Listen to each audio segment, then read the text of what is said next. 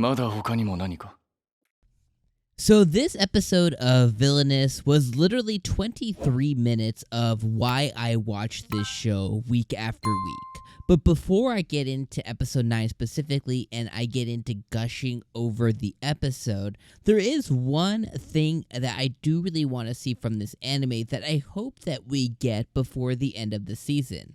So far in the anime, we are, like I said, 9 episodes in, and I believe we're getting 12 or potentially 13 episodes. So one of the things that I have said kind of like early on in the anime after episode number 4, kind of after the Claude, I'll call it the Claude arc ended, was I wanted to see kind of what was the next thing for Claude and for Eileen. You know, what was that next thing coming, right?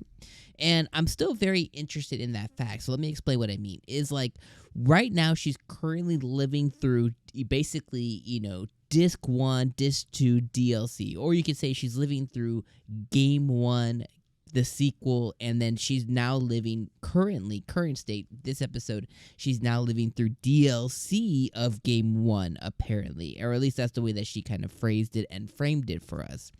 So I'm very interested to see, and I hope that we get there, that, you know, after, let's call it episode 9, 10, and maybe even 11, right? Maybe the last episode, we kind of get to see her, okay, she's conquered the Lilia, she's conquered all of these 3 disc or whatever. She's conquered all 3 cartridges. She's conquered all DLC so far that she's aware of.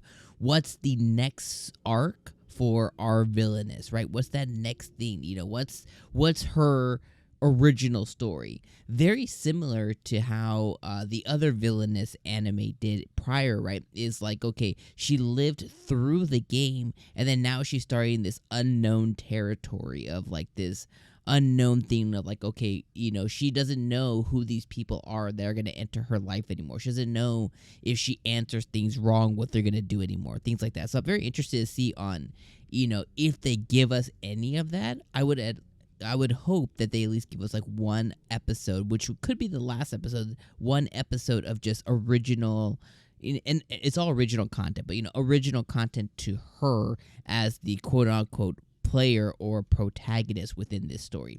I think that would be terribly interesting. But one thing, and I'm going to start getting into episode 9 now, one thing that is occurring, though, is characters in the game, and I think Lilia's beginning, I don't think she's recognized this yet, but I think Eileen has realized it, is characters in the game are beginning to kind of operate outside of how they know already, right? So we have this character that they introduced us this episode, which is Levi, which is the main character of the DLC of Arc 1 or the first game.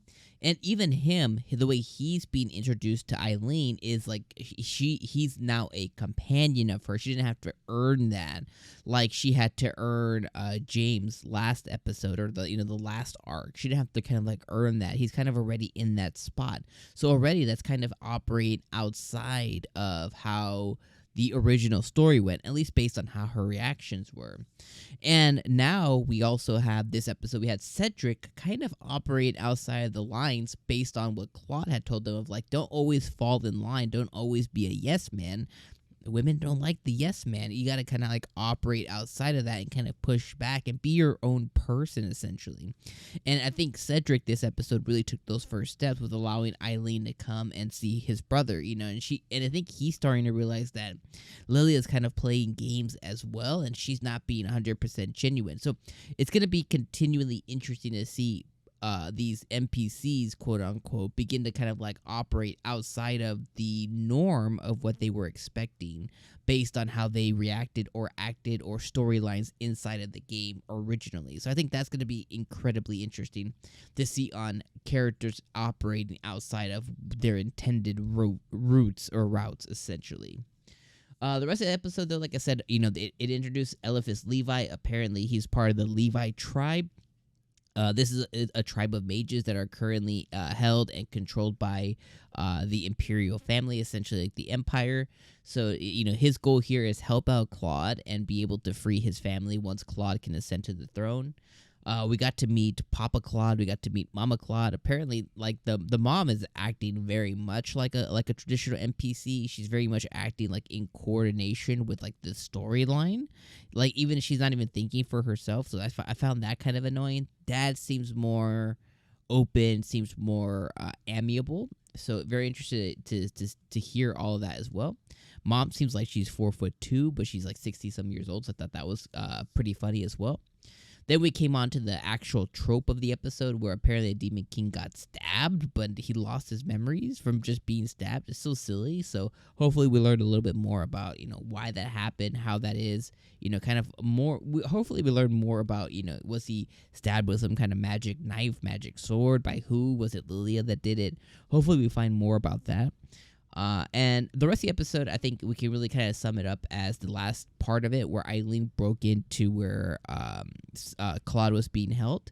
And I love the way that the episode ended with Claude specifically saying that, hey, if I fall in love with her again, basically hinting at the fact that she just made a huge impression on him right now when she went to go revisit his forgetful self.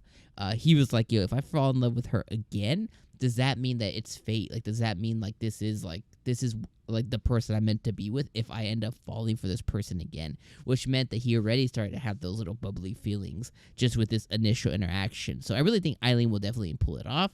And I think that's going to even further solidify Claude's love for her, considering that he's able to fall in love once again. So regardless, really good episode. Really enjoyed it, but it kind of brought up a bigger kind of, I don't want to say bigger conclusion, but it brought up a bigger subject of like, I hope this anime does X, Y, and Z before we get to see the end of the season. I hope it's not like, oh, we're going to finish this now, memory loss, Claude, Elphys, arc, and then we're going to move on to like, oh, there was also DLC for the second game, so I hope that there is, it's like, okay, don't keep adding on to like suddenly this is like an infinite game over the years. Hopefully just add on some original stuff. So let me know what you guys thought about this episode down in the comments below. As always, I appreciate you guys being here for another week. Sorry for this video being late. Over on the gaming channel, we were covering Pokemon Scarlet and Violet, and that took like 110% of my time, but we're back in action this week. Some episodes might be a little late, but